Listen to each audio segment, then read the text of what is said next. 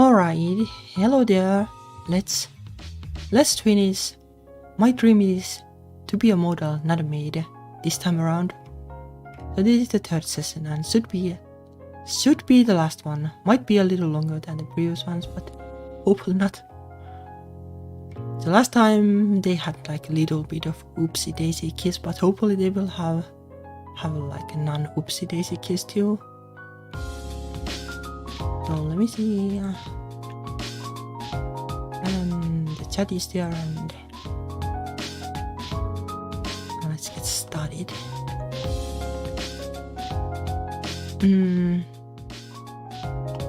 Okay.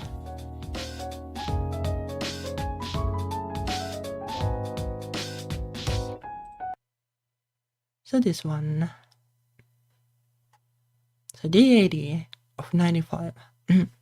Oh, it is. Based on the day number, it should be almost over, but we know how these games tend to go with the last chapter or such being the longest anyway. I take a big stretch and crack my back after hours of sitting at my desk. No luck in the apartment hunting department yet again. Everything's either priced too high or in a place that's too inconvenient. This majorly sucks. There are only 15 days before this whole Maid thing is done with. If I don't find a place by then, I'll probably be sleeping on the streets. Yeah, that is also a possibility that it doesn't end on day 95. Well, like maybe the story will end, but like the relationship might not. Hopefully won't.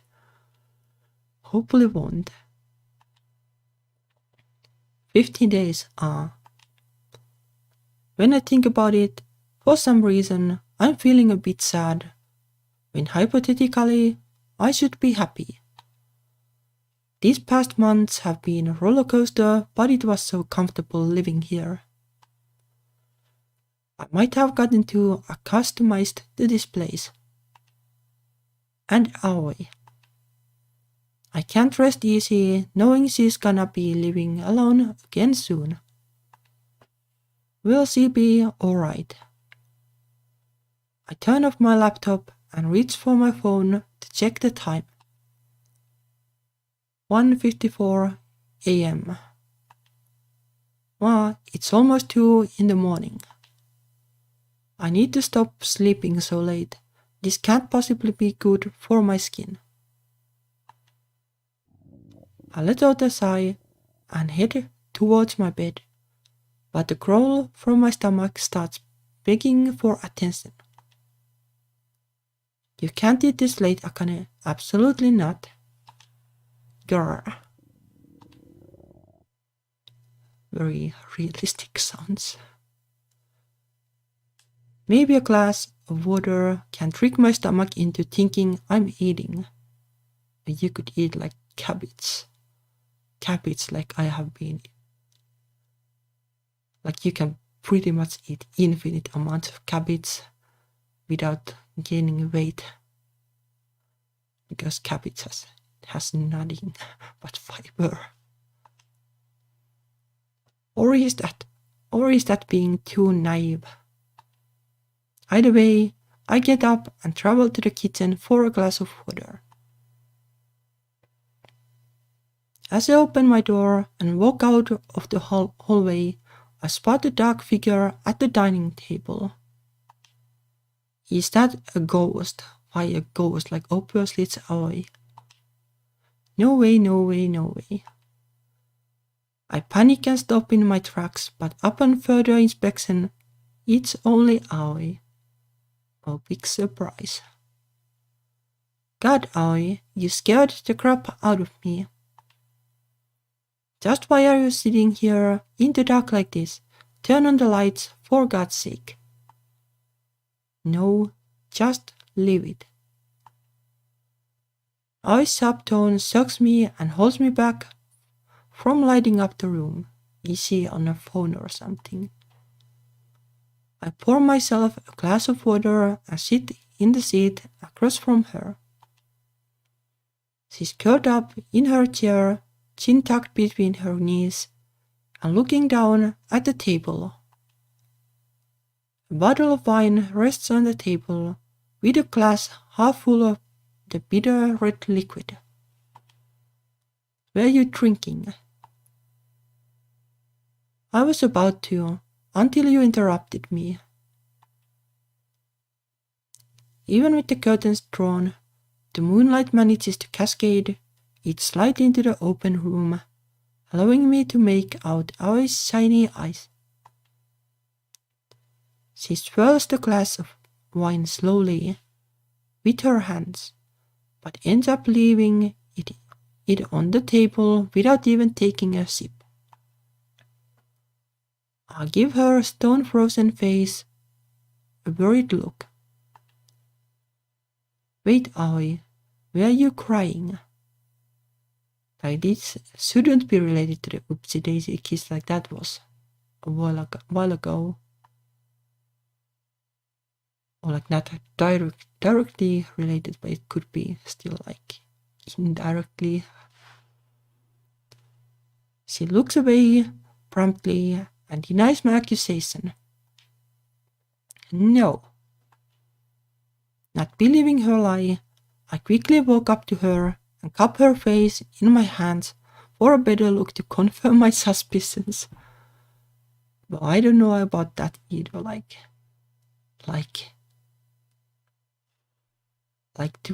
do you do this? Like, my reaction would be like, well, yeah, maybe she was crying, but surely, well, I shouldn't poke too much of my nose into that. Like, you can always ask, like, is everything alright? But like, going like, like, yeah, you were crying, right? Like, that's not going to help. Stop that. I can now see the tear stains down her rosy cheeks more clearly. You totally bear. She pries my hands off and scolds from the embarrassment of getting caught lying. Well, I guess they are both kind of liars. One lying about lunch, and one lying about crying. Are you okay? Do you want to talk about it? No. You know, bottling up your emotions like that is just gonna kill you faster. Good. But that's not good. No, that's not good. Talking about it will help a lot, trust me. It's good to at least get it off your chest a bit. After some coaxing, she lets out a big tired sigh and starts spilling her troubles. So like, does it have something to do with the CEO business? It's nothing really, just work stuff.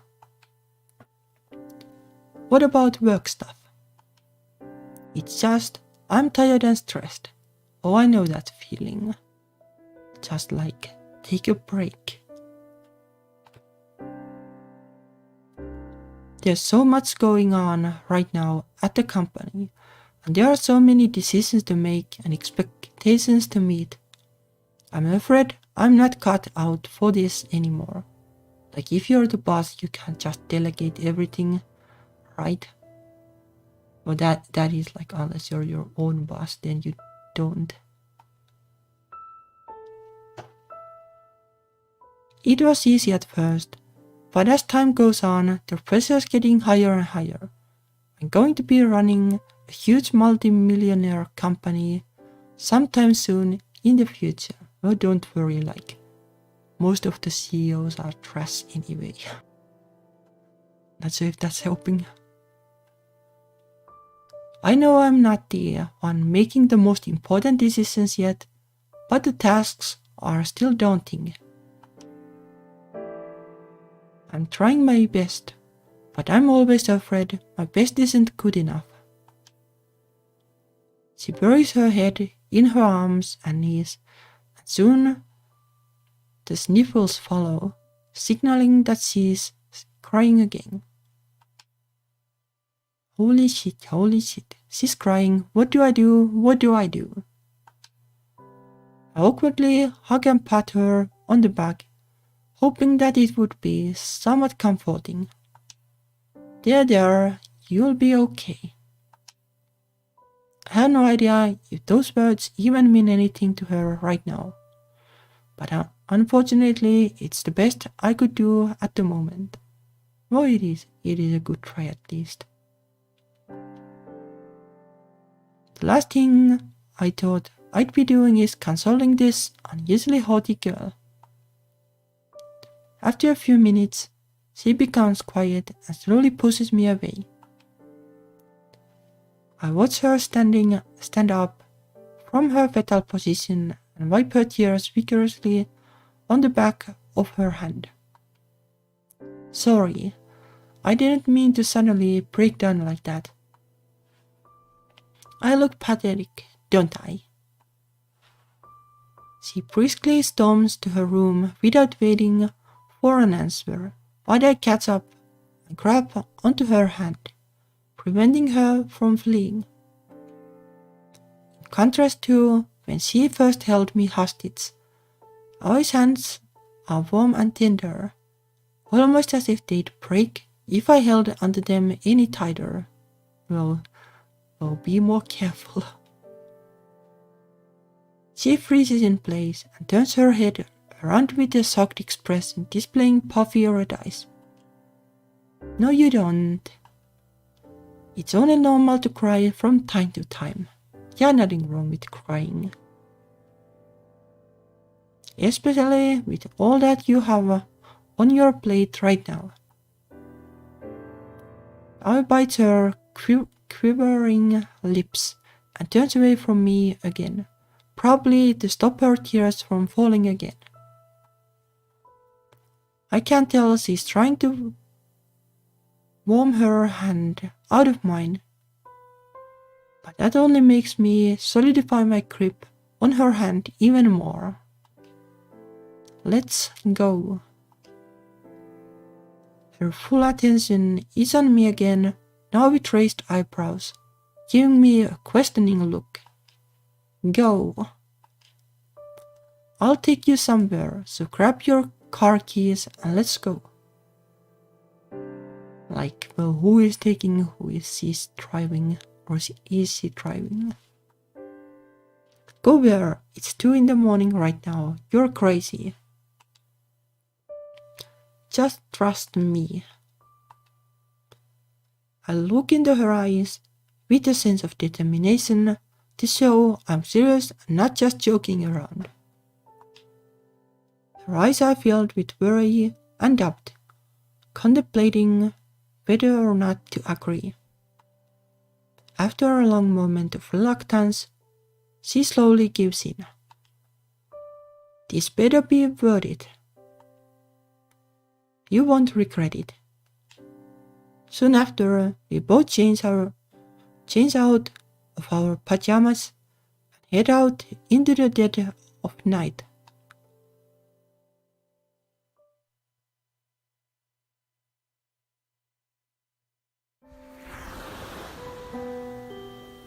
The view of the sea is starting to become more visible even in the dark night as we near our destination.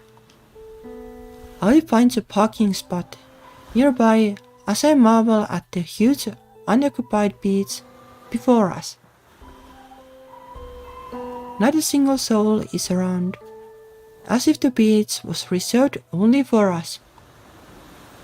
The only thing greeting us is the crashing of the waves and the fishy smell of the seawater. A beach. I unlock the car doors once we step out into the heated summer air. The waves rock back and forth, splashing the sand with its chilly waters. I eagerly dragged the hesitant eye down the steps and toward the warm, unoccupied sand. Why would you take me to the beach? Just because you need some fresh air. That's not like super impressive if it's just because. But I guess it's kinda nice place. I excitedly kick off my flip-flops and into the shallow waters I go. The cold seawater hitting against my legs helps cool down the warm summer temperature, tempting me to splash around. I turn around to Aoi and beckon her to join me. Come on, the water feels amazing. Aoi rolls her eyes, but chuckles and eventually gives into my please. She removes her shoes and rushes toward me while kicking a huge splash at me. My body shivers from the sudden mini shower. She laughs out loud and prepares to drench me again, but I retaliate and give her a taste of her own medicine. Welp.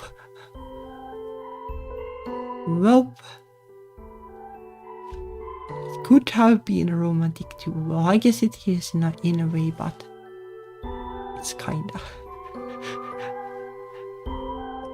Well, not sure.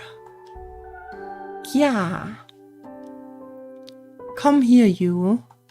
I try to flee, but the resistance of the water slows me down, and I eventually get caught with a huge splash on my back. We continue splashing and chasing each other in the empty sea, to the point where both of us are nearly drenched. Once our mini playtime session is over, we stop to catch our breaths under the night sky with the waves gently surrounding our calves. Seeing Aoi able to genuinely laugh and have some fun relieves me. Knowing that she can forget about her worries, albeit temporarily.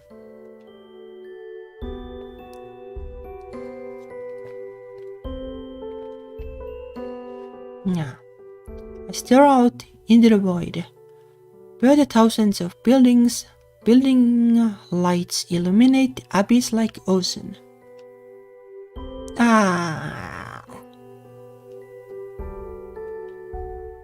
I want to be a model. Why can't I get hired? I shout at the top of my lungs toward the night horizon, the one question that's always on my mind.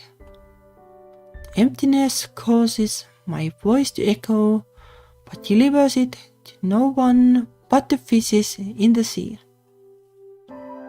I look to Aoi, who's sporting wide open eyes, and encourage her to do the same. Try it. It always helps me de-stress in its own mysterious way. She kinda did that in the beginning, like let's do this and that kind of things. Aoi's face screams skeptical. She looks at the endless waters hesitantly, and only the lull of the waves are heard. But a moment later, she opens her mouth wide and follows my example. Ma! I hate all of this pressure and all the expectations. Well, that I can agree with. Well, what can you do? Though, like, honestly, I hate the financial pressure the most. Not so much like the pressure of making something good. Like that is like constructive in a way at least, but the financial stress is just well kinda destructive. And expectations, well yeah. Well mostly I hate deadlines.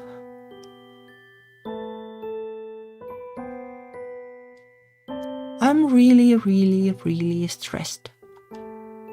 Just like earlier, only the waves respond. Something I kinda thought like earlier about like this part and the part earlier. Like I wonder if you can kinda like feel how she feels, but like it is like a little bit of like distant because you don't exactly know like what she does. Like you know nothing about the company and like really little about her work. Well, I don't know like if it's like necessary because you can kinda still feel it, but I would kind of appreciate it.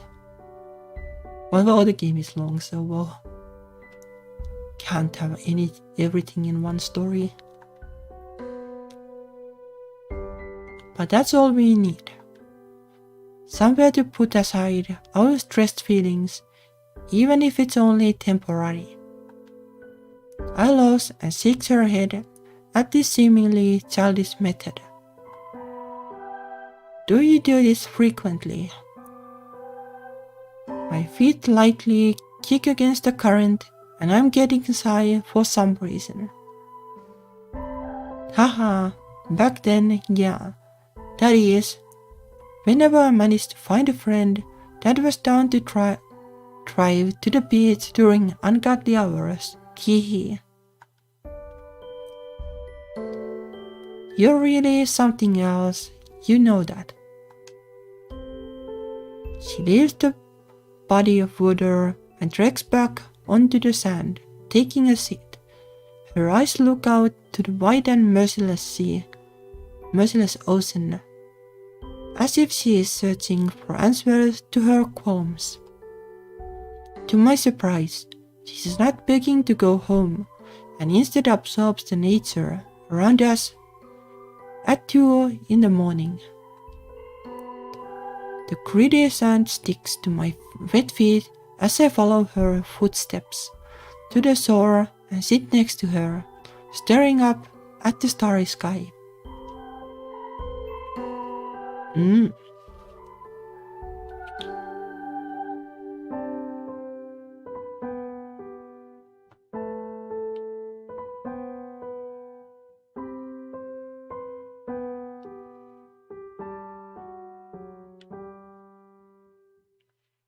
Our shoulders bump when I take my seat, but I doesn't flinch, and we end up leaning against each other, with the high from earlier clearly coming to an end. Although neither of us are speaking, the silence is the kind that's comforting and soothing. Just a couple of girls admiring the mesmerizing waves swaying to and fro. Thank you. For what? For bringing me out to get some fresh air. How do you know it wasn't just me using you to go to the beach to relieve my own stress? It doesn't matter. She takes a deep breath to fully immerse herself in the fresh yet salty air. When was the last time she probably went out like this instead of cooping herself up in her room? I forgot what it feels like to not think about work at all, work all the time, to be out and enjoy myself. Well yeah, I kinda have the same problem sometimes. Even watching Patio House doesn't hold a candle to sitting here staring at virtually nothing. Thanks for giving me the opportunity. It's nothing really. It was 2 birds with 1 stone. I get to scream into the abyss too, after all. But do let me know if you want to come back here again. I'd love to scream at nothing with you. There's absolutely no need for you to put up such a strong barrier all the time. I'm your housemaid, roommate, and honestly, I might as well be your wife if you think about it. I just said what came to mind, but now that I think over what I just said, addressing myself as her wife makes me blush unexpectedly. Avoid making eye contact with her and pray to God that my red face isn't visible in the darkness. Anyway, I'm here for you to confide in, so stop keeping things to yourself and scaring the shit out of me by sitting in the dark at ungodly hours. Aoi doesn't respond and invites the silence back between us again. But after a while, out of nowhere, I finally unlock her sad backstory. My mom left my dad and I when I was 6 years old because all that did was work. Yeah, that happens. That happens, I guess.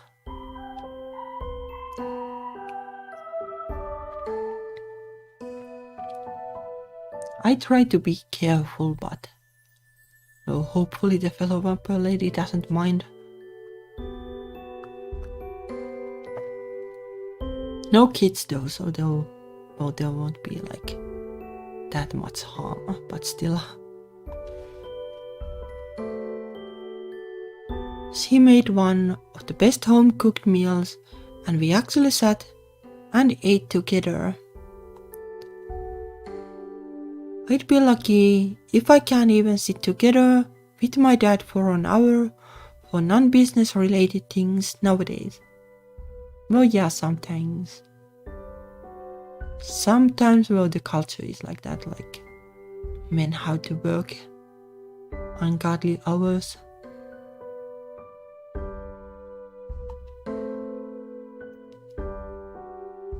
She continues looking out into the open sea with longing eyes. Her soft voice almost gets drowned out by the various sounds around us, but at the same time her words are the only thing I can hear. I don't know why she didn't take me with her. How different would my life have been? Maybe she couldn't. Custody things, perhaps. I haven't seen her since, and it would be a lie if I said I don't miss her. But those memories have become so distant now, blurred. I don't know, like here it would be pretty rare if you don't see like one of the parents at all, if they divorce. Like, well, the mom would have to be like super dangerous or something.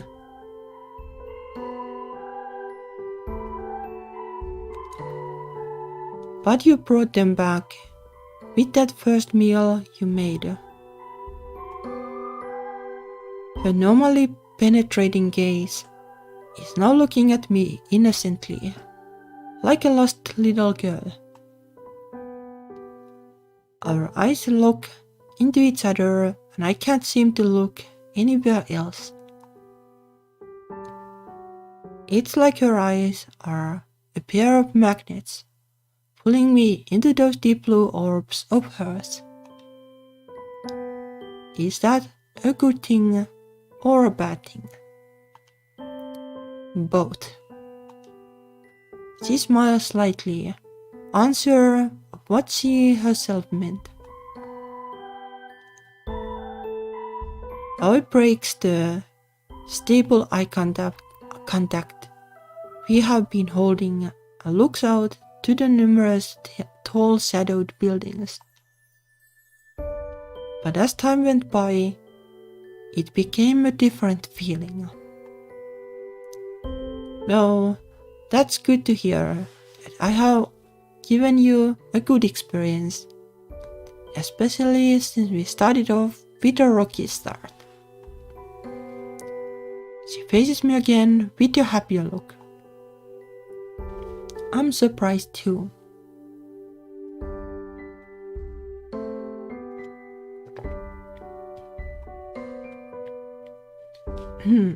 You have made me realize a lot of things. Oh, like what? Her head tilts onto her pulled up knees and arms playfully, cheekily taunting me with suspense. Not telling.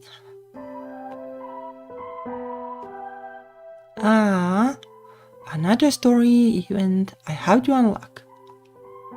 Yup.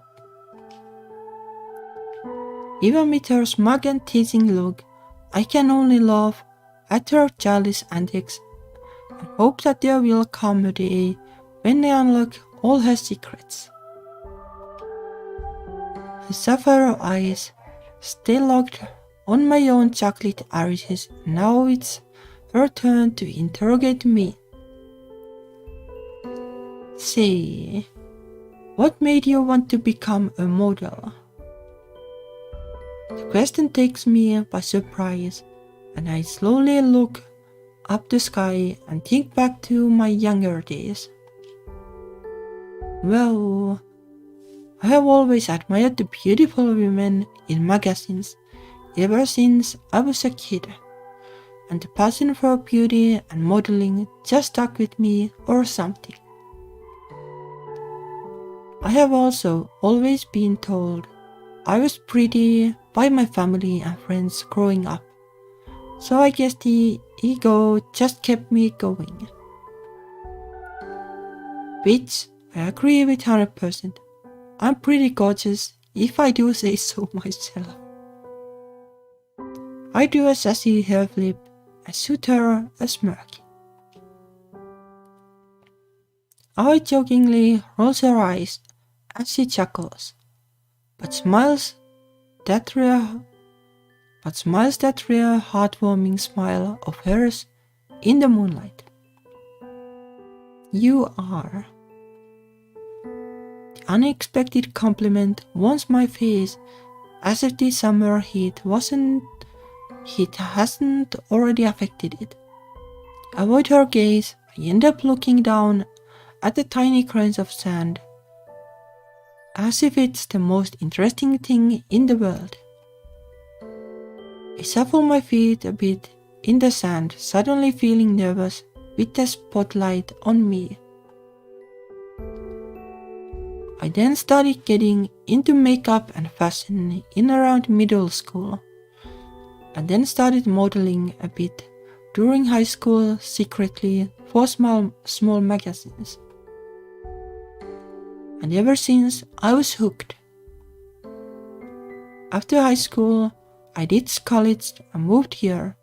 I started doing small modeling gigs here and there for friends or very small companies while working at the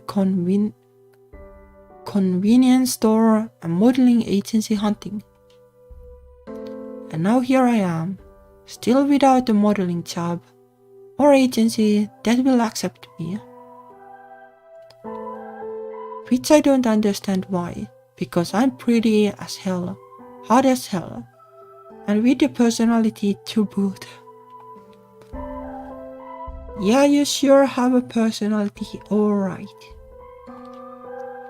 Hey, what's that supposed to mean? I laughs out loud into the sky and shakes her head. Nodding. I didn't mean anything at all. You yourself are a handful too, you know that. Huh, I know that very well. The conversation soon dies as we let the distant waves fill the silence and stargaze for the rest of the night. It's now nearing 3 a.m. and the seaside is still as quiet as when we got here an hour ago. It's as if this is a world with only us in it. I secretly hide a yawn, but I notice and think it's time to go home and get some beauty rest for both of us. It's not often I stay up this late nowadays, since my day starts off early with Yuri's day.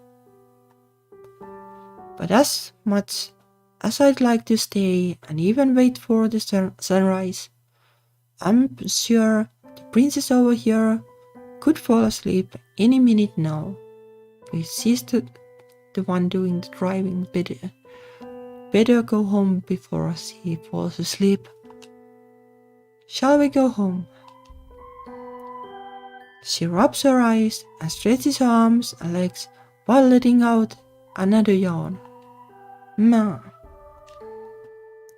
She stands up, and the warmth on my shoulder from where she was leaning on is replaced by the breeze. I walks ahead of me as I stare at her figure slowly, becoming farther and farther. Suddenly I wish we had stayed here just a tad bit longer. She turns around, wondering why I'm still not leaving yet. What's wrong? Nothing. I trace her steps back to the car and we travel quietly back home. Pretty nice. Pretty moody.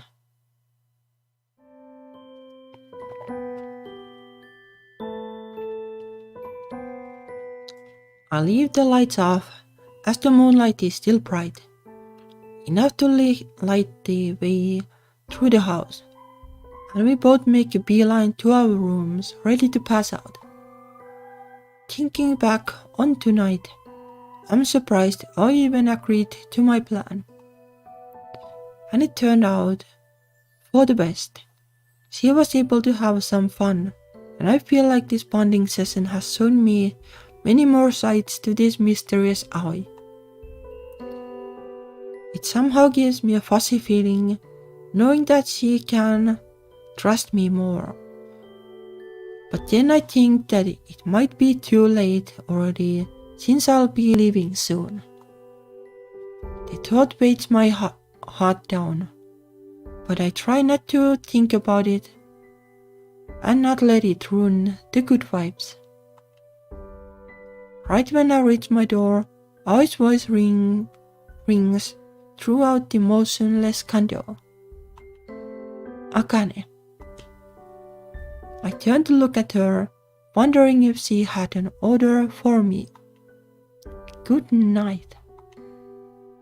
I laughed to myself, having thought it was something serious, but I repeat the formality with a smile. Good night. I close my door and lean against it in the dark, thinking back to her good night. What a nice way to end a nice night. I wonder if things weren't so rough at the beginning of our relationship, would it have been like this from the start? Yeah, though, well, probably you wouldn't have gotten into this situation then. Oh, hello in the chat. So without the whole rocky start, I wouldn't have even met her in the first place. Yep. But I wish this would last longer. I'm finally appreciating her more, yet it's all going to end in 15 days. How unfortunate.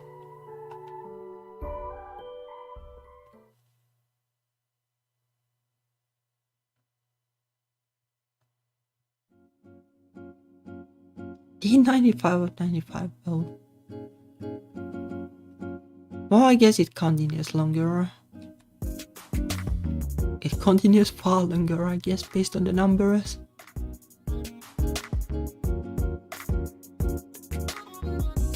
Like still like 500 text boxes, I guess.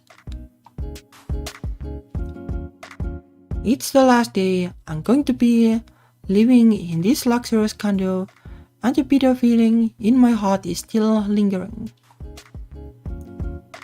It's as if I don't want to leave. It is because I have grown too attached to this place. Too used to the luxurious and easy lifestyle. The unknown reason leaves me sighing constantly throughout the day. Why are you sighing so much lately? Didn't you already lift the huge weight off your shoulders recently? Don't tell me the apartment you found the other day ended up being a no-go. Add another neatly folded shirt to the stack I have completed so far. No, it's not that. It's just other things. I sorts out the freshly laundered clothes and hands another one of her shirts to me. You can tell me about it if you want. Is it about getting a job? No, it's... There's no way I can tell her about my confused feeling towards leaving this place. What if she thinks I don't want to leave because I want to mooch off of her? Or that I'm using her? I don't want her to hate me. To stray away from talking about my unknown emotions, I turn the spotlight to her and switch the topic. You're gonna be leaving extra early for work tomorrow, right? Yeah, I have to prepare for a big presentation. Thanks to that, I won't be able to send you off. Don't be sappy, it's whatever. Sure.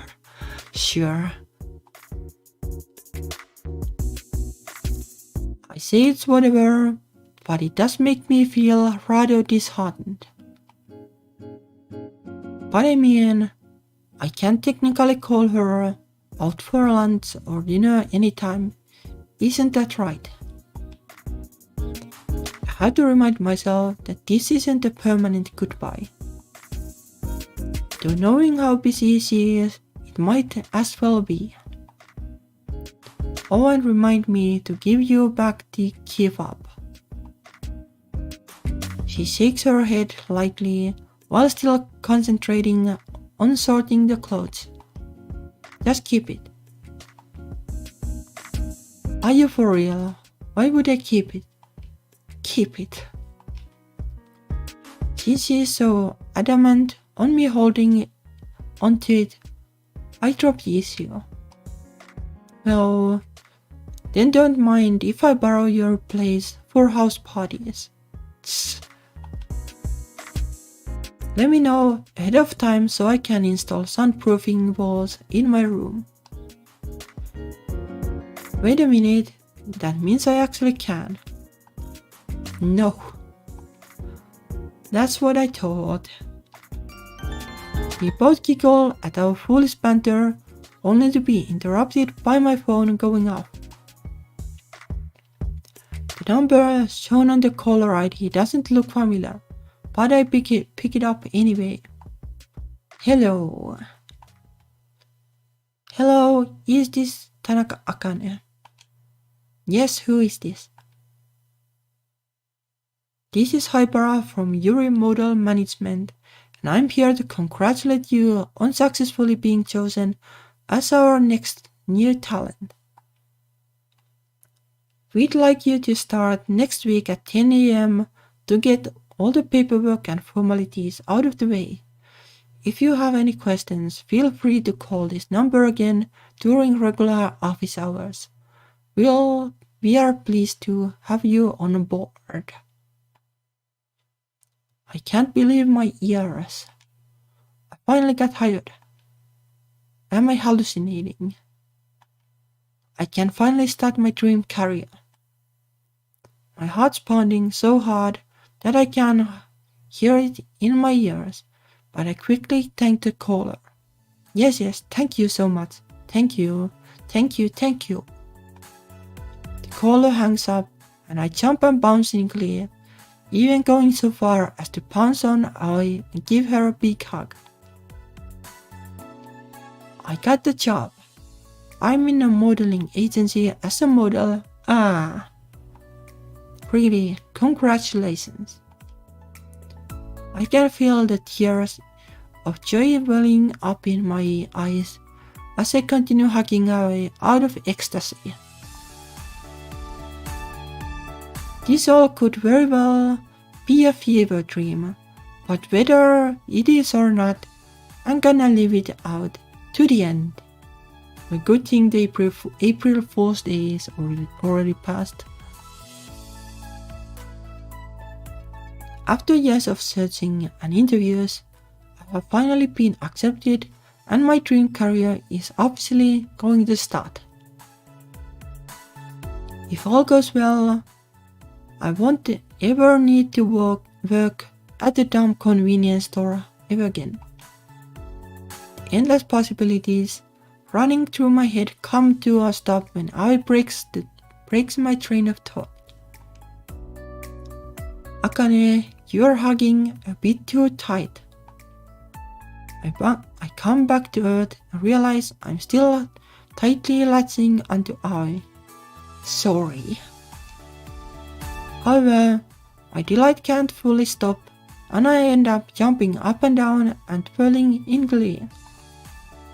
I stare at my phone some more, still not believing that my life is finally taking a step forward.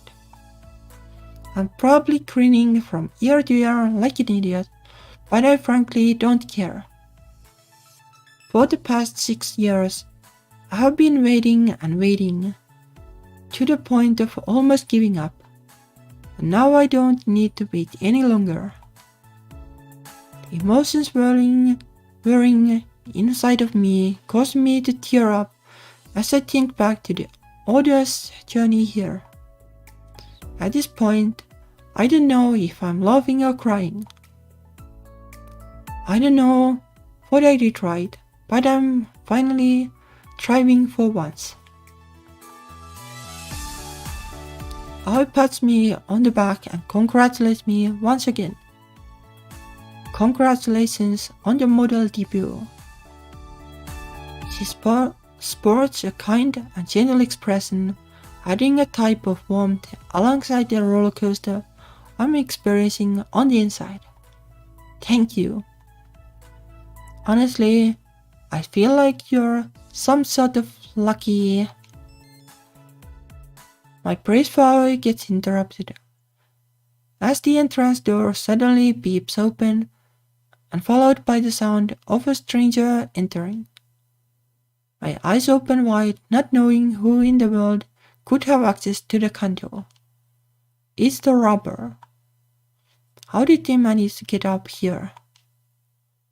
Happiness I was feeling just seconds ago instantly evolves into terror, and I turn to Ai, asking with my eyes for what to do in this alarming situation. Maybe it's her dad. Like maybe she owns the apartment. Yet Ai's face is nowhere near scared. In fact, she's as calm as ever. How can she be calm at a time like this? Midori. Pardon the intrusion. An unknown voice reverberates through the house, and a fashionable woman appears before us. Well, that's likely not Dad. Her olive green sautere is kept neatly yet stylish, and she is clad in a casual blazer with a loose tank top and shorts. She's visibly tall, with poised features, and each step of hers exudes a confident aura that can no doubt make anyone fall for her. The robbers always look this pretty. Aoi-chan. The stranger runs up to Aoi and gives her a big squeeze, excited to see her.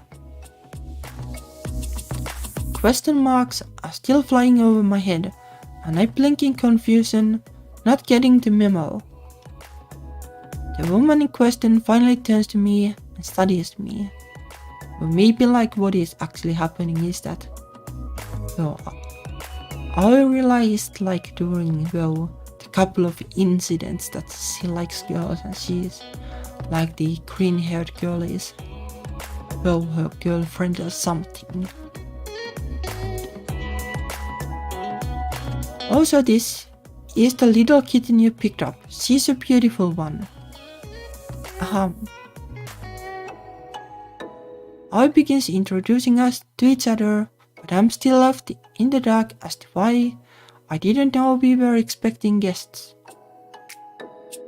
Midori, this is Tanaka Akane. Akane, Mikawa Midori. She's the cousin that I mentioned a while back. Well, I guess not then. I guess she is just a friend. Forgot she was coming over today to deliver some work documents. Sorry for the shock. Oh, come on. Am I that forgettable to you, my dearest Aoi-chan? Or is it because you have been too distracted with your new plaything? Shut it, you. Cousin.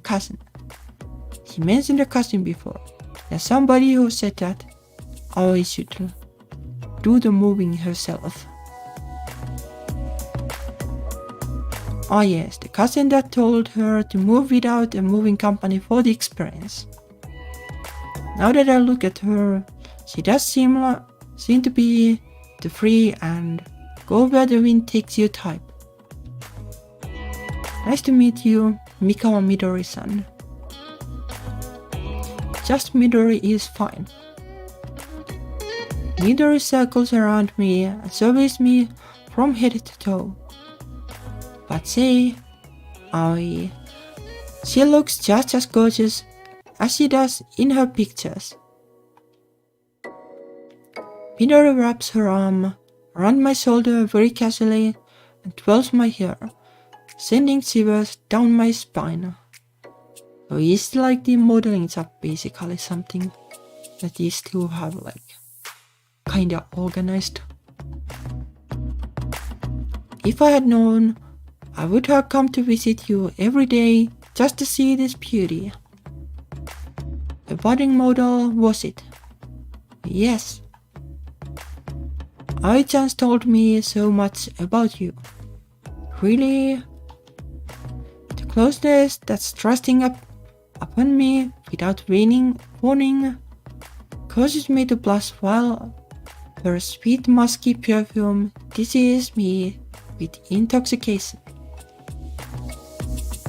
Would you by chance be single?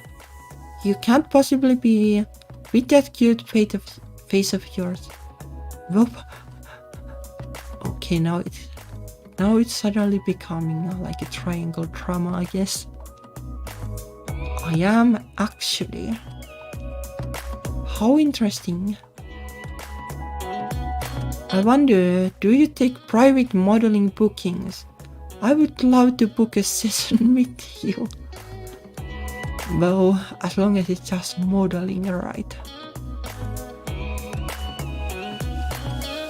Her voice being so close to my ear makes me quiver some more, with each word tingling my senses as they travel directly into me. The idea of a private modeling session catches me off guard, and I gulp nervously while blushing excessively, knowing full well what she means. Surely it is just like modeling. Surely. Well, there can be different kinds of modeling, I guess.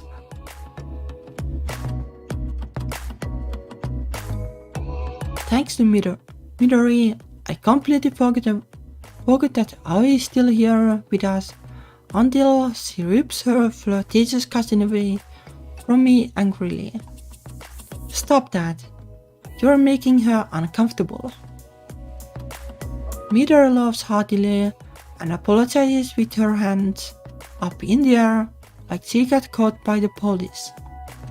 Haha, sorry. Was I making you uncomfortable? Nah, not at all. Out of politeness, I reply no, but I wasn't exactly comfortable either. Though not necessarily in a bad way. She wasn't uncomfortable. Midori smirks triumphantly at Yuri, in which she replies with an unamused squint. You can't blame me though, can you? She's a cutie. I don't know how you were able to keep your hands off her. The flood of compliments keeps increasing the high temperature in my face, to the point where I can even feel the heat in my ears. Now I want to entertain the idea of having to work for Midori instead of Aoi. I definitely would still be doing labor, except in a different way.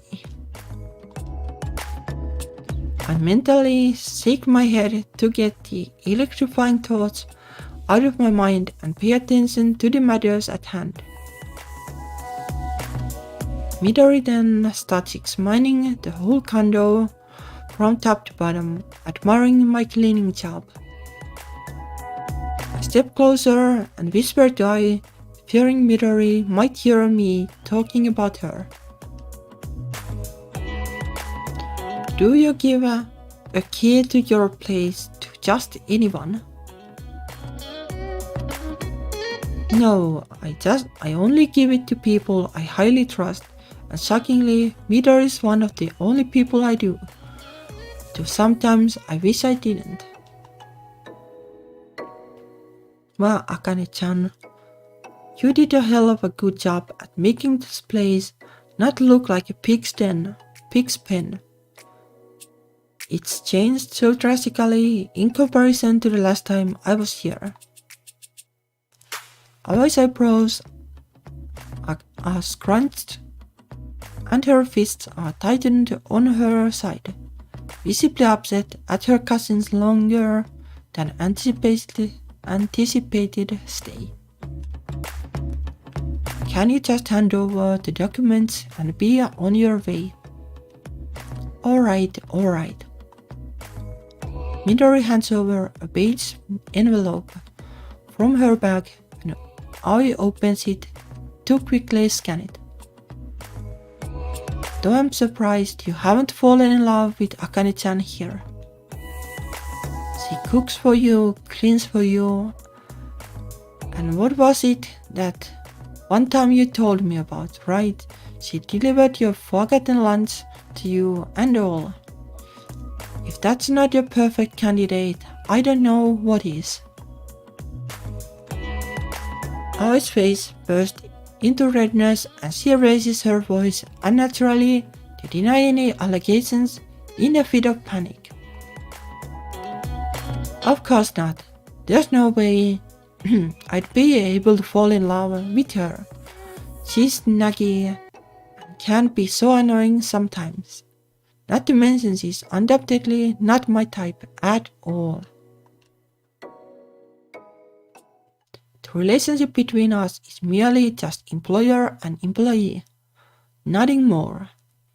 She's just a random stranger I forced to work for me in order to pay off the damages to my clothes. It was two birds with one stone. That's it. As if my heart was on a roller coaster, the deadly drop of the cart falls steeply. but it keeps going lower and lower, soon to crash and decimate onto the floor. My day went from joyful to petrified to miserable in a matter of less than 10 minutes. I dare not to look at her, fearing I might punch her in the face, but that is kinda excessive. Like she just said that you're not her type. Well, she said that you're naggy too, but I guess it's kinda true. After all that we have been through, was I the only one that thought that we were getting closer? Well, you never even said it yourself, right?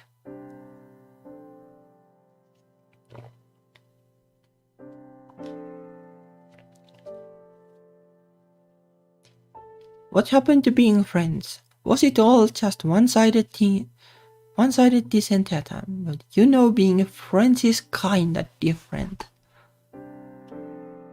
Like being type isn't like both super necessary in being friends. And like, well, falling in love with is kinda different too. Yet at the same time, the feeling of sorrow overpowers the feelings of wrath, leaving my thoughts all jumbled.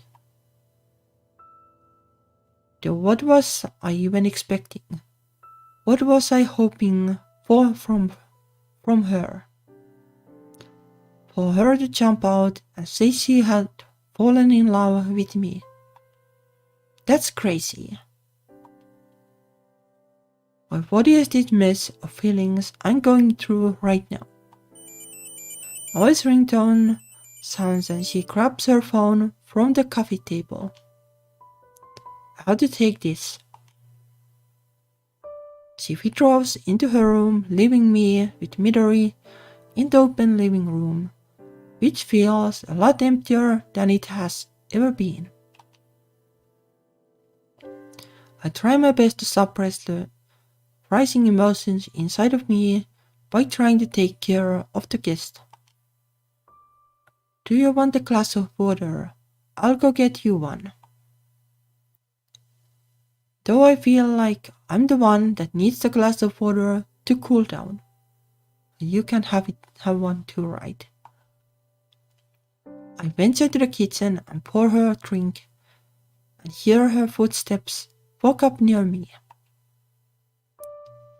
You know, she didn't mean all that, right? The tone in Midori's voice has shifted from a flamboyant energy to a more serious mood. It doesn't matter to me, I'm leaving tomorrow. And even if I do keep in touch, I feel like she'd be way too busy to even keep in contact. We'd just be strangers again, which I guess is what we have always been somehow. Well, I kinda disagree. Like, yeah, in the beginning, but like, there were moments. I hand her the glass of water and lean against the kitchen counter with arms crossed.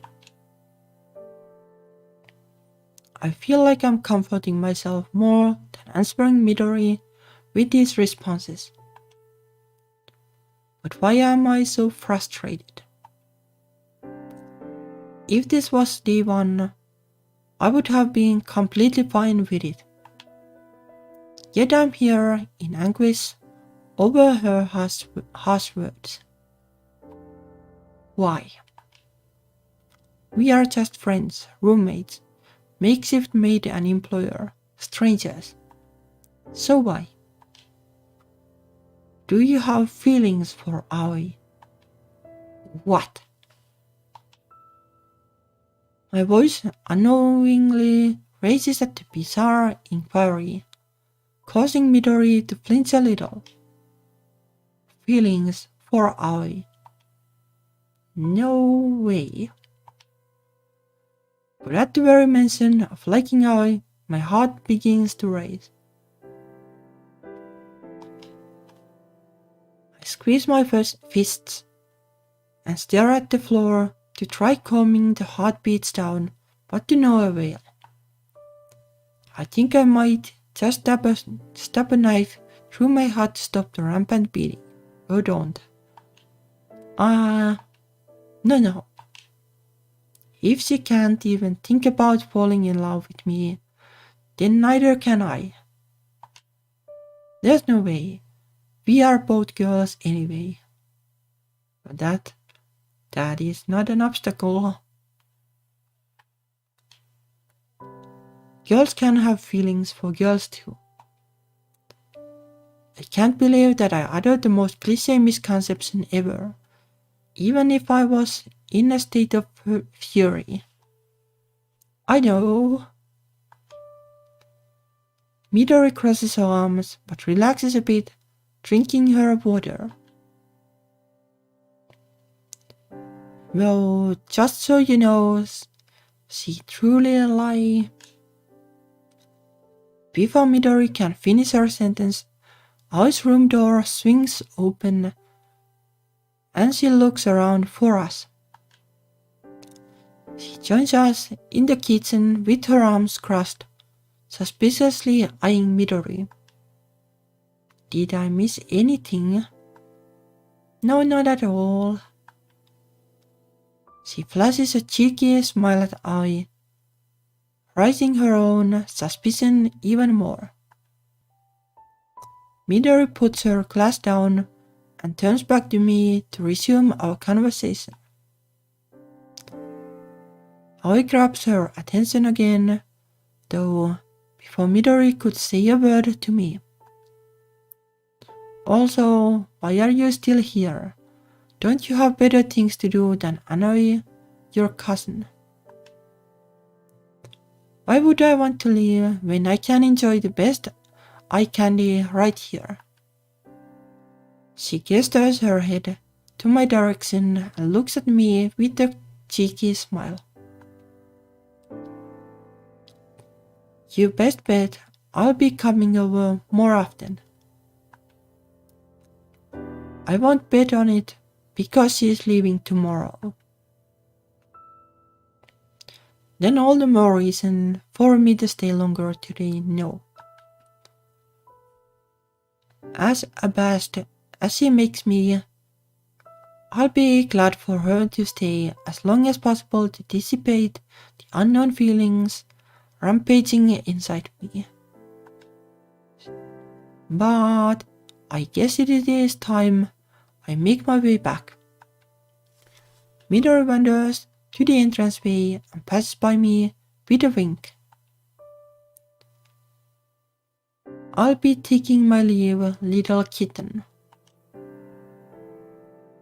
She turns back to Aoi and waves goodbye before disappearing out the door. Midori never finished her sentence. I shake my head slightly to snap out of the bad mood and return to folding clothes. As soon as Aoi sits down next to me, I immediately flinch and freeze up. I don't really want to see her right now, or else I'm afraid I'll start a fight. You don't need to help anymore. I'm fine on my own. Just go back to your room. ? Are you sure? Yes. I can feel the anger boiling again, and I pray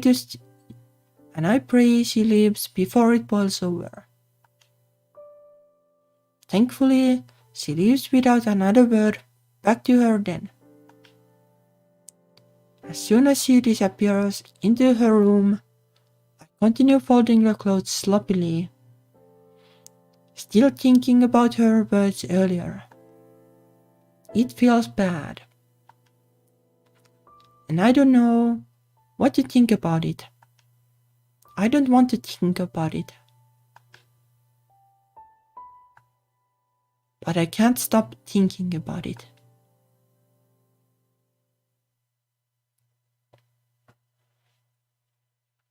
later that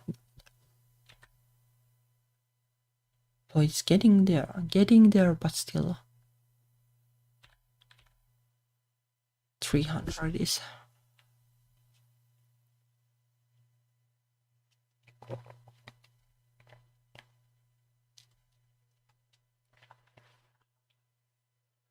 Nah, the remaining hours left in the condo end up being weird, with me replying with only one word answers and sometimes even nodding. I'm sure Aoi has caught onto my sullen mood, but I'm not too certain she knows why. Because of my lack of responses, she becomes fed up with the silent treatment. Aoi sits next to me on the couch and confronts me about my attitude. Okay, what's going on? You're acting strange. I continue scrolling through my phone next to her and reply without eye contact. Nothing. You're lying. It's nothing, so just go to sleep, will you? The volume of my voice raises a tad bit higher than I intended, but I continue with tact. There's a minute of silence, and I hold myself back from checking Aoi's expression by staying fixated on my phone, even though I'm not paying any attention to what's on the screen at all. Then, good night. Without another word, Aoi dejectedly retreats to her room, with footsteps dragging behind me. When I hear the click of the door close, I put my phone down and assess my own behavior. Is this attitude towards Aoi really justified? Because I feel like absolute shit.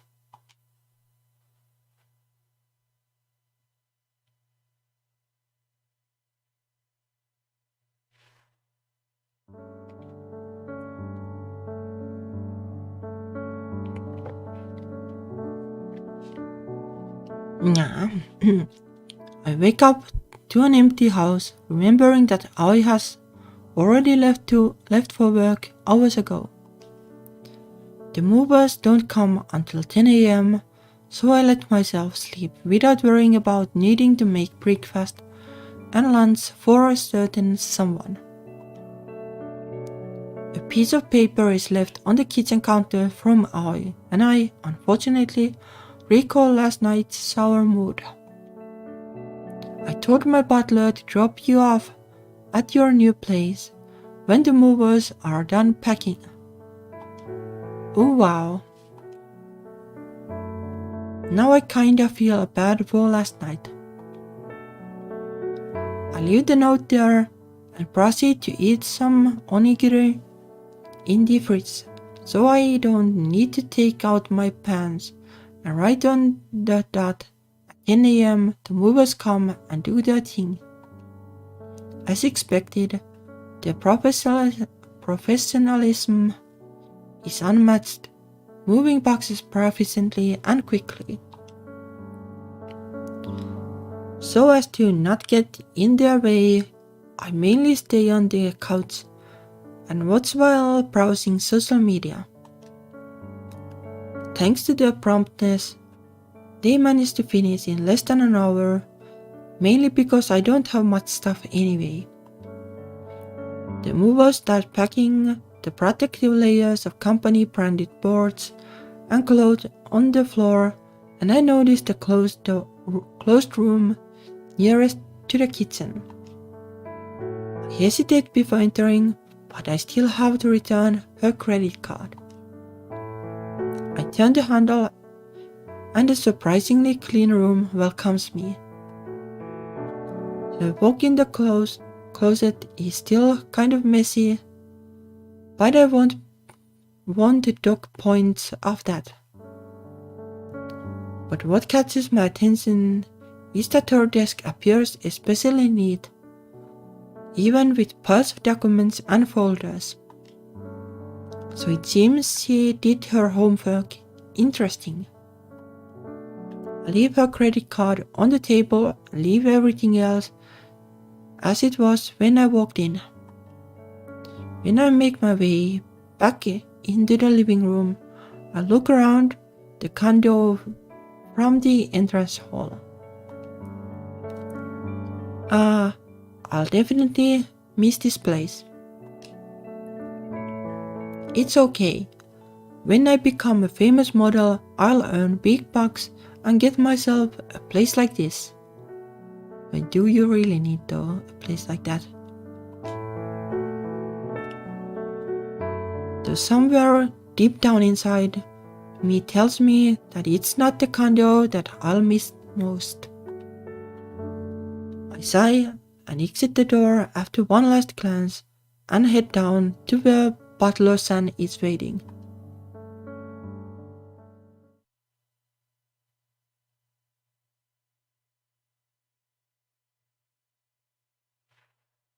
Two and a half weeks later.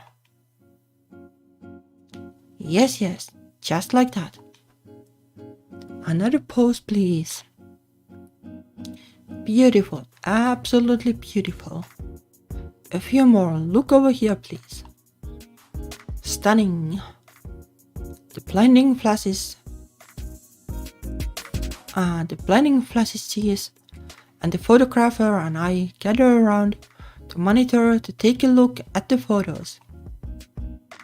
Each photo manages to capture all of my good sides, and they all turned out super well. I'm sure it would look even better once edited and published.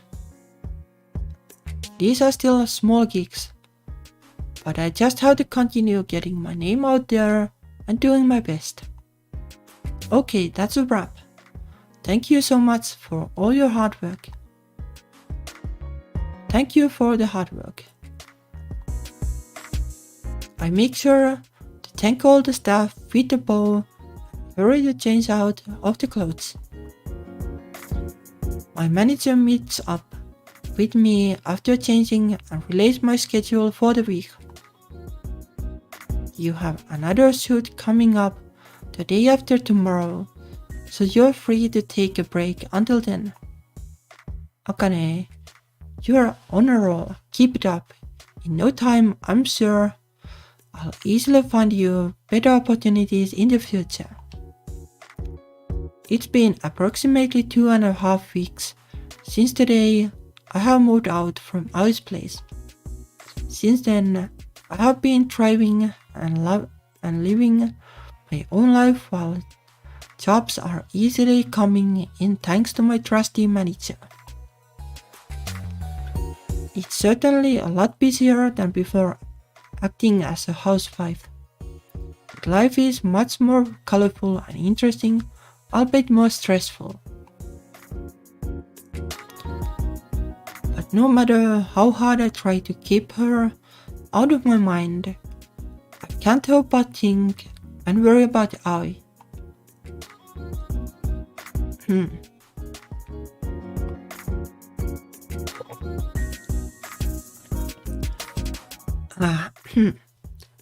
Thoughts like, is she eating properly? Is she cleaning her place properly? Did she shrink her shirt because she threw it in the dryer instead of the hand drying it? Keep living in my head rent-free, and I don't even know why. We haven't even messaged each other online ever since I left. She's probably just busy, but it would be nice if she would reach out just once. Though with how I treated her that day, I'm not surprised she hasn't reached out. No. She's of no concern anymore, so stop thinking about her. Slap my cheeks lightly to snap out of it. She doesn't need you anymore, Akane. Akane, You getting in the car or what? Coming.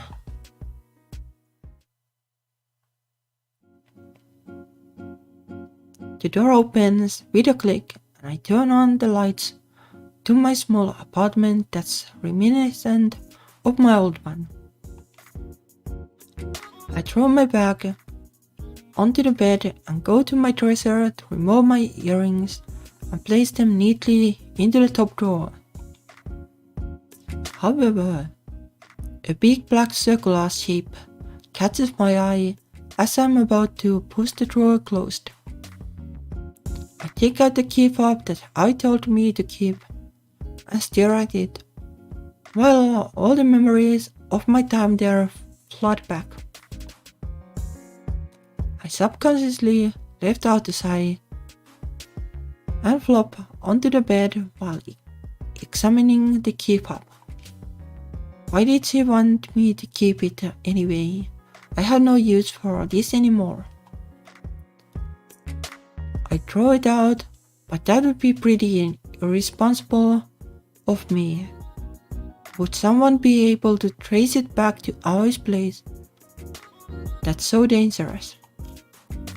My fingers play around with the metal ring on it, and I think back to that day. Of course not. There's no way I'd be able to fall in love with her. She's naggy and can be so annoying sometimes. Not to mention she's undoubtedly not my type at all. The relationship between us is merely just employer and employee, nothing more. She's just a random stranger who's forced to work for me in order to pay off the damages to my clothes. It was two birds with one stone, that's it.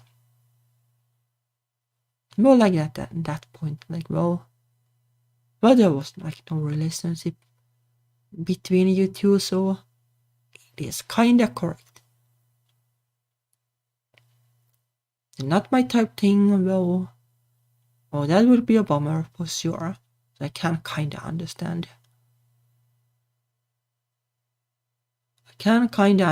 But well. Well, like, if like there are other people around you can't really know like how much of it is. Well, what the gender act, I guess. Even in real life. But well, if somebody says that they don't like you, then it is like usually a big bummer, so I can't see it. I remember the Leo of emotions rushing inside of me when it happened. Now that I think back on it, with a clearer mind, it was a mixture of anger, frustration, disappointment, confusion, and probably everything negative. But remembering the scene again surprisingly doesn't make me as angry or frustrated anymore. Just sad. When I think about it now, it actually seemed like a very odd thing to do.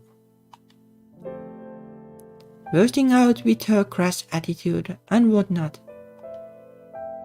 It's reminiscent of when I first met her. I can't help but chuckle a bit as I recall spilling coffee on her entire outfit. I'm holding up the key fob, dropped to the soft bed, and I scrounged through my bag for a phone. Our name on my Ryan's chat list has lowered to the bottom after weeks of not messaging.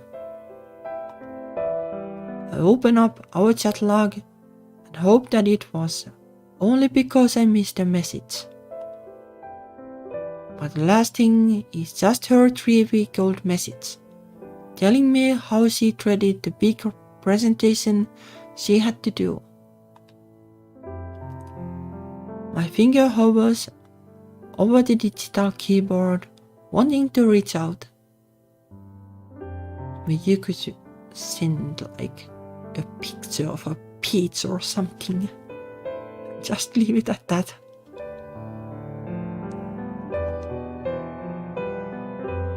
Hey, it's been a while. How are you? I backspace and clear the input field. So how are you faring without me? I backspace again. I still have your house key and I want to give it back. I end up deleting the words again before I even finish the message. I let out a huge sigh again and look to the hand that's still holding onto the key fob. This is just taking up space.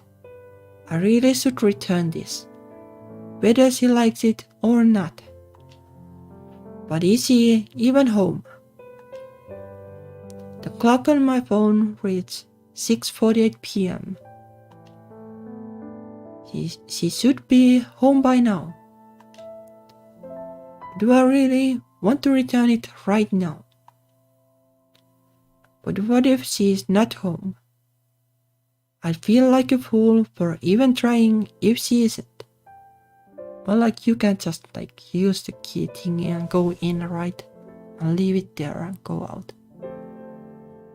If you really want to. My eyes go back to the key fob that's resting in my palm and bare holes into it with my long stare.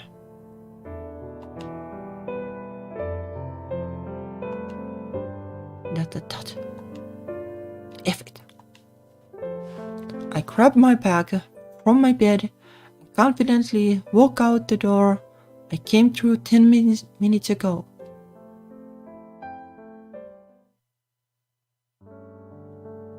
Coming up here still feels like second nature to me, as I have practically memorized each and every step. I stand before the big door and prepare myself to see Aoi again. Will she scold me for coming by without notice? Or would she hug me while crying, saying she misses my cooking? Or like, is the apartment like a total mess? And you go like, Nope, I guess you need a maid again. Huh. Bad chance that would happen. I still remember the stiff atmosphere and cold responses I gave Ai during the last half of the day before I moved out. Was I being too petty? Why was I so mad anyway? That attitude was totally something to be expected of Aoi. So why did I expect anything different? I push the old thoughts out of my mind and take a deep breath before ringing the intercom. I at least have common sense not to just waltz in there, even if I do have the key. However, the door doesn't open. Is she not home?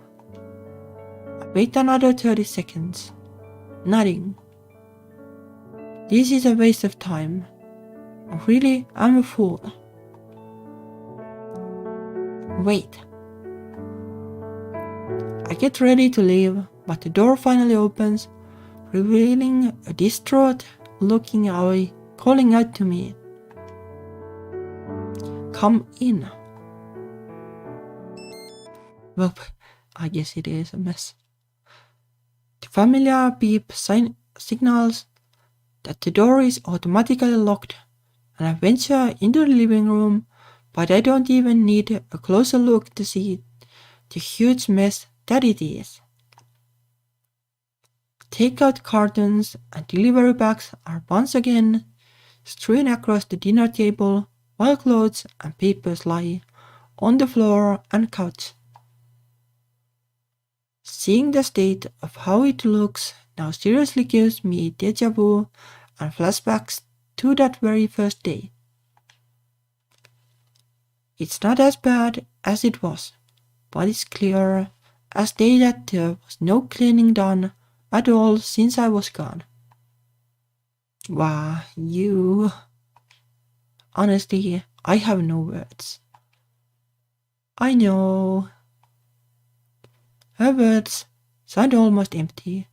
No hint of anger, no hint of sarcasm, no hint of joy. Or joy like that would be something.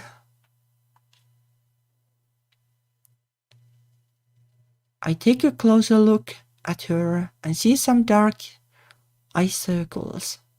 Now I'm worried she might be in a huge slump again. I continue to quickly inspect the condo and peculiarly as I pass by her room, I notice that her desk is neat and tidy despite the fact that everything else is not. Anyway, I just came to give you back your condo key fob. I don't need it anymore, and it's taking up space. Sure, it's taking a lot of space.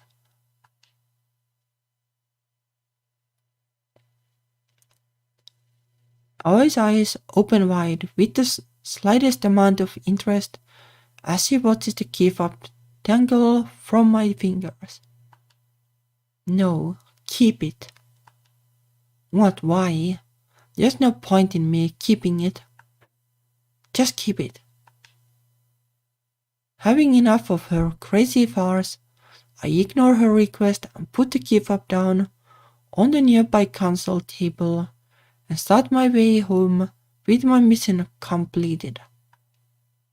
But before I can even take another step, our latches onto my wrist and prevents me from leaving. Stay. Stay, please. I was looking down at the floor with the shadow cast over her eyes.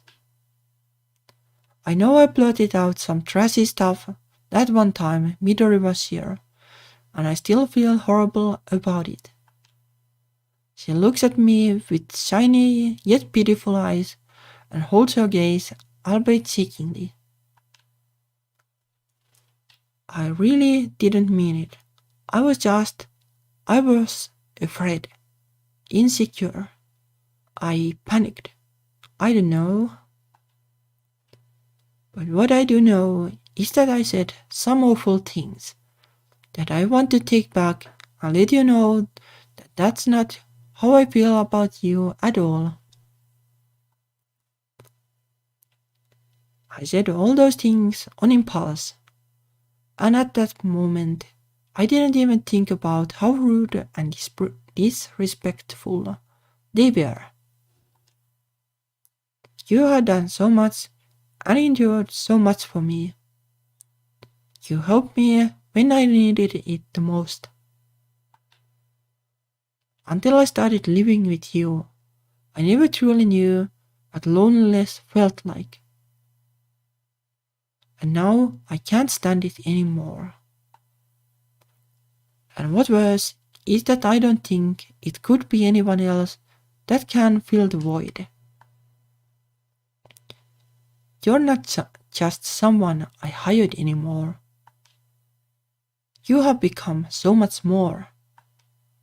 And I know I sound pathetic right now, and you might not even care, but you are important to me. I need you. Not because I need you to cook or clean or anything else. You're more than that to me. So I don't want us to become strangers again because her lips stop moving, her grip tightens while tears are forming, her gaze now unable to stay on mine. I keep my guard up and steel myself from wanting to hug her and tell her that everything's okay. I give her some time to finish her sentence, but I don't have all day. After another minute of silence, I decide to officially leave. Well, well, well, sure. She is kinda cold at times. Sorry, I gotta go. With your heavy heart and heavy steps, I pull my hand away from hers, where she surprisingly releases with no resistance. I approach the door and reach for the handle, but her faint and hushed words behind me bring my feet to a hard break. Because I have fallen in love with you. My hand that was enrolled to the door handle stays still in midair in astonishment at her sudden confession. But not really sudden. You were just too busy being a jerk to listen or pay attention. Did I hear that correctly? My head slowly turns around to see if there's a crew of production staff with cameras telling me it's a prank. Except all I see is Ari collapsed on her knees, hunched over with her face hidden in her hands, sobbing softly. Seeing her crying in the middle of the room creates a pang of pain in my heart. She looks so lonely. Well, I guess that's one word for it, but also sad. Somehow, the bit of resentment in me for Ari has magically disappeared in a snap of a finger. The vulnerability in her voice makes all her claims to be believable and makes me think it was all just an idiotic misunderstanding between us two. It's such an Ari thing to do. Yeah, and it is also such a you thing to do, I guess.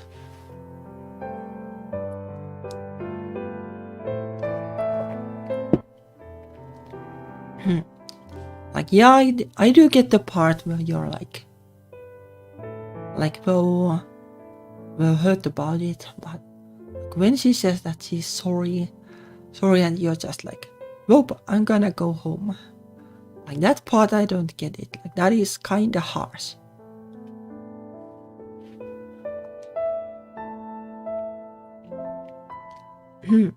My feet mysteriously bring me back to where Ari is, and I kneel down with her, as it's nearly impossible for me to not comfort her. I'm sorry. I'm sorry for liking you. I don't want you to hate me, but I can't control these feelings anymore. Miller was right. How could I have not fallen in love with you? But if I showed it or told you, I was afraid you'd be weirded out and leave me. That's why I panicked. I said all those things to try denying it.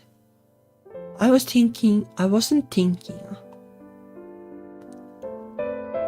My hands slightly caress and rub her arm to calm her, as she clings onto my shirt tightly, all the while hiding her flooding eyes by keeping her head down. I was afraid you despised me after that day I said all those things. I wanted to reach out to you this entire time, but I couldn't bring myself to say anything after realizing the things I said. I don't know though, you could have just said something though. But like, this is also kinda like a thing that happens a lot in real life, I feel. like people having like some kind of like argument or disagreement, and then they go like, well, I'll wait until they contact me back, and then like nothing happens.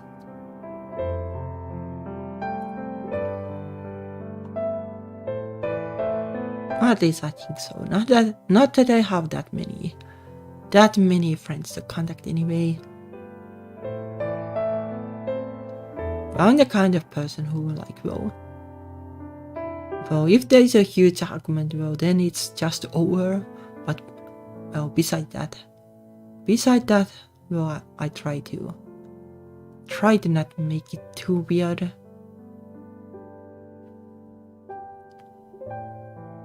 Oh well, I'm mostly just a loner because I'm a hopeless introvert. But I have seen like this kind of thing happen quite a bit. So it feels pretty believable to me. Anyway, what I can't help it, keep it in anymore. I miss you too much. Just please don't hate me, please. Her sobbing is quiet, but it's the only thing I hear as it woefully resonates in the dead, silent condo. The mumbled explanation lingers in my ears, causing a mixture of feelings to swirl inside of me. It's finally making me realize what this blurred and puzzling feeling that I have had all along is, and why it hurt a lot when I said all those things that way. Well, good for you that you finally realized it, but it was kinda taking a while. And it's also clear now that the resentment isn't actually there anymore. Just an excuse for me to hate her after that day to protect myself from getting hurt. I don't know though.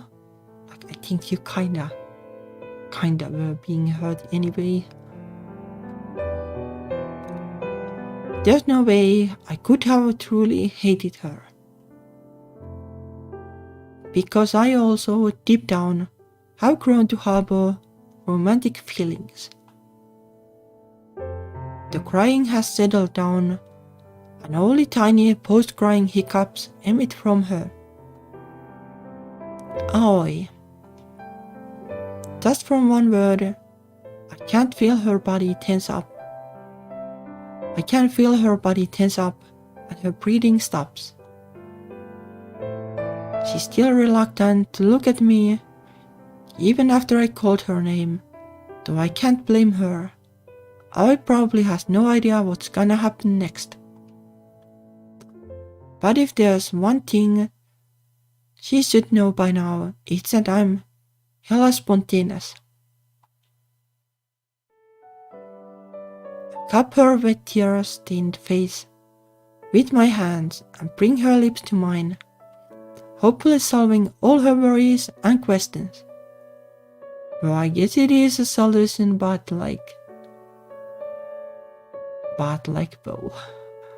well, I guess it's fine, but I don't think this is like the best way to solve it in real life.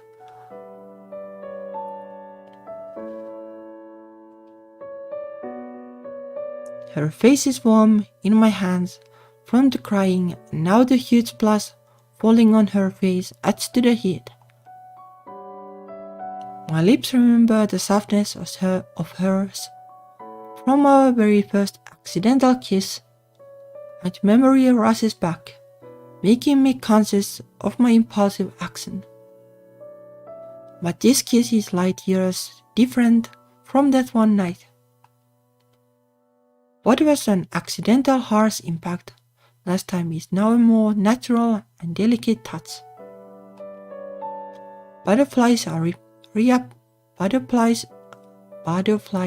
appearing and floating in my stomach, fluttering into my heart and increasing my heart rate. I didn't know I create this feeling until now.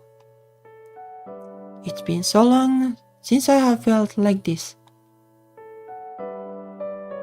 When we part, I see Aoi in total shock and her mouth forms an O shape, not believing what just happened. Akane. What? She looks like she just got transferred into another world, hoping I can bring her back to Earth. Why did you? Her voice is hoarse and quiet, sounding like she's about to break any second.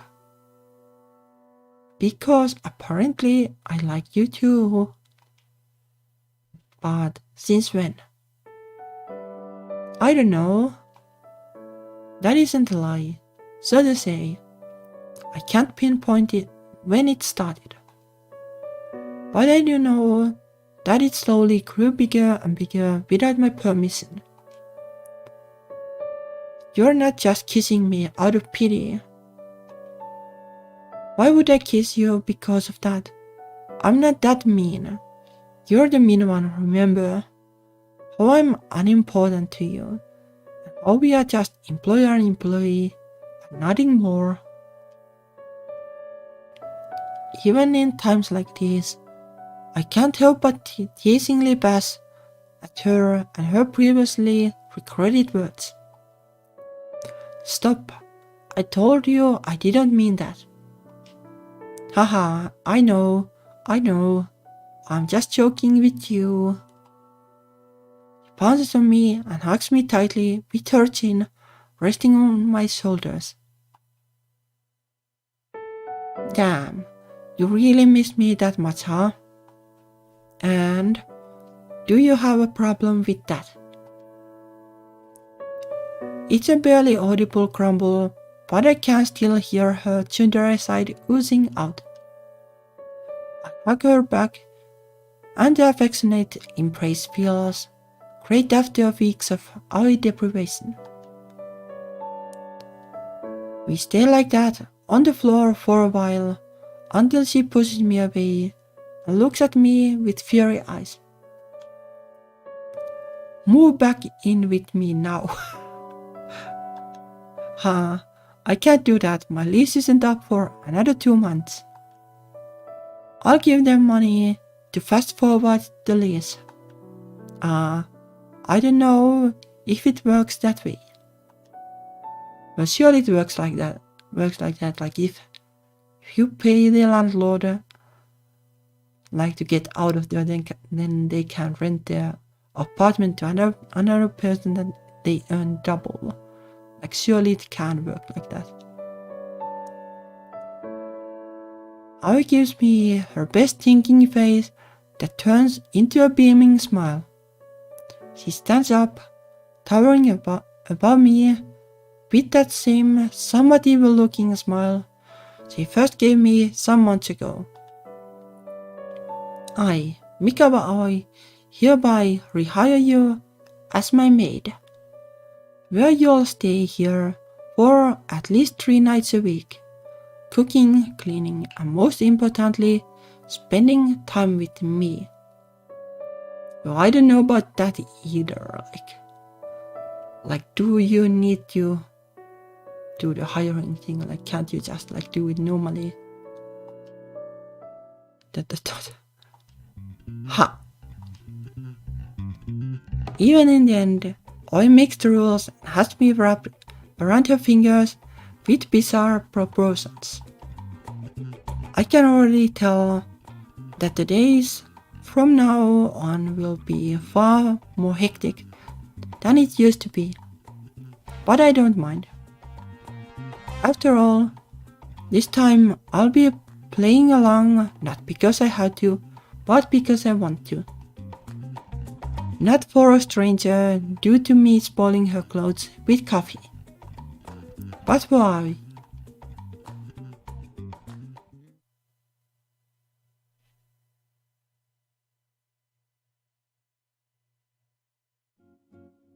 A month later. Although I can't move back in with Aoi because of my apartment lease, My duties as an official maid require me to visit multiple times a week when I can. And today is the day where I give her the most exciting gift she'll ever get. Just as planned, I managed to arrive at her place before she gets home and start preparing. I adjust the last bow at the back to secure the whole outfit in place. Or maybe it is actually then made the outfits. I have been waiting weeks for this to arrive, and have been extra careful and cautious not to spill the secret to Aoi. She should be back any moment now, so I start getting ready to be on standby and surprise her right as she walks in through those doors. I'm so excited to finally do this. Speak of the devil. The door opens and through it comes a tired-looking Aoi. She looks down as she takes off her shoes and changes into her house slippers, unaware of me standing right there. Tadaima. Oh, yeah, that is a different kind of maid outfit, I guess.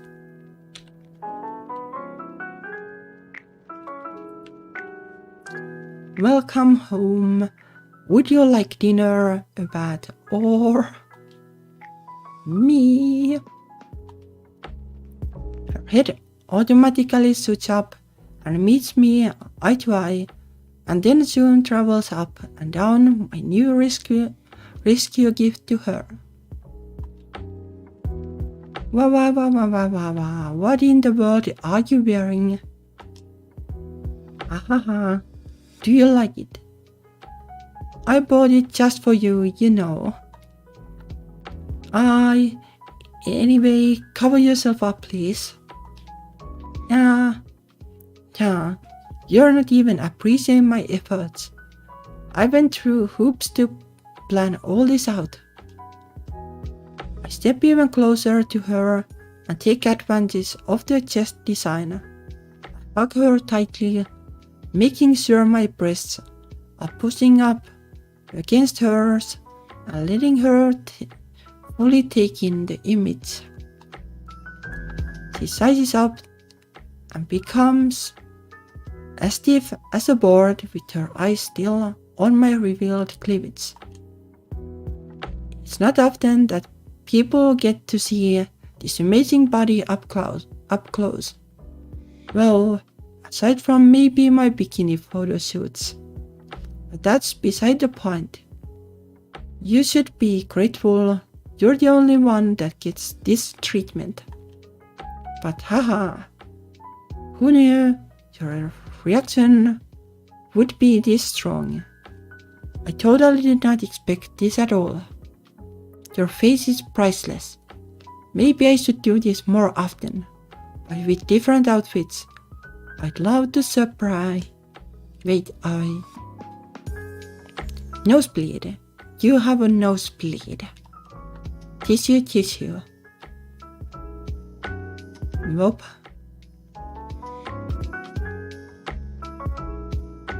Rip Aoi, I guess.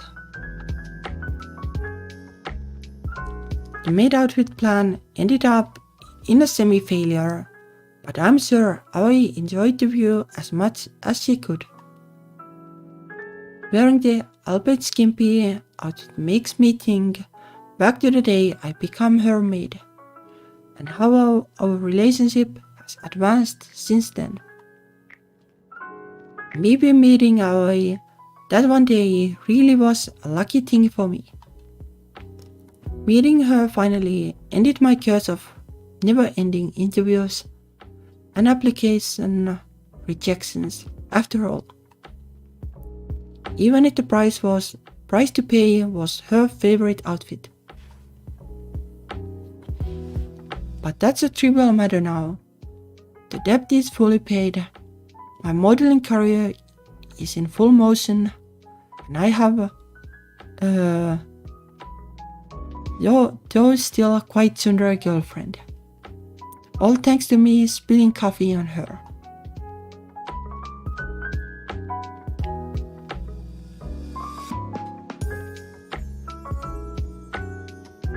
Oh, that is a long one.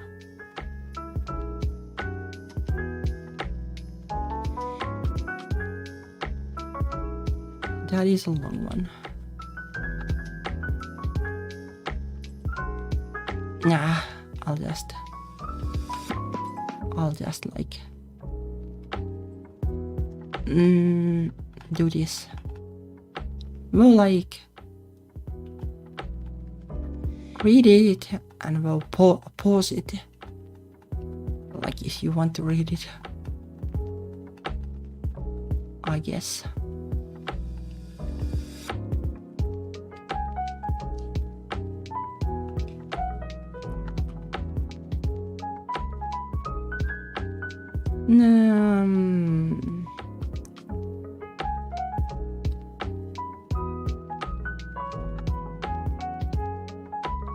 Oh yeah, they have still like other games that I haven't played.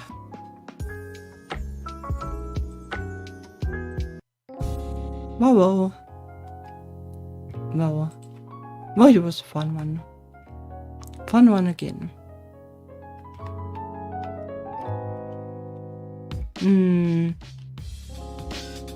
But there are like it is a little different than what I expected, but it was still good. But I don't know. Like the main character being like so boneheaded about the lava thing, like that kinda annoyed me a little bit, but apart from that it was pretty good. And like they still did the ending well despite that. But it's kinda like well, we have seen like this kind of stories like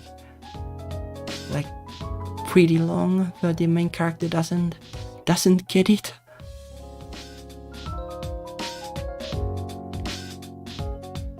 I can't really think of much else. Like what I kinda expected out of the game was that that it would like end when like number of days had passed, like it would have kind of been like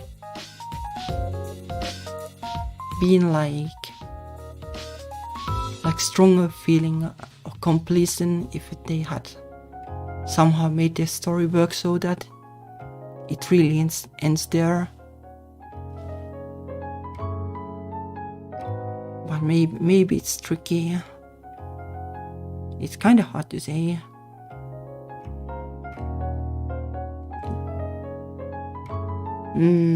But I got the feeling that there should be a way to do that too. Like basically, like the romance starts when they are still doing the Maid thing, and like that would be interesting in its own way, because then there would be the whole like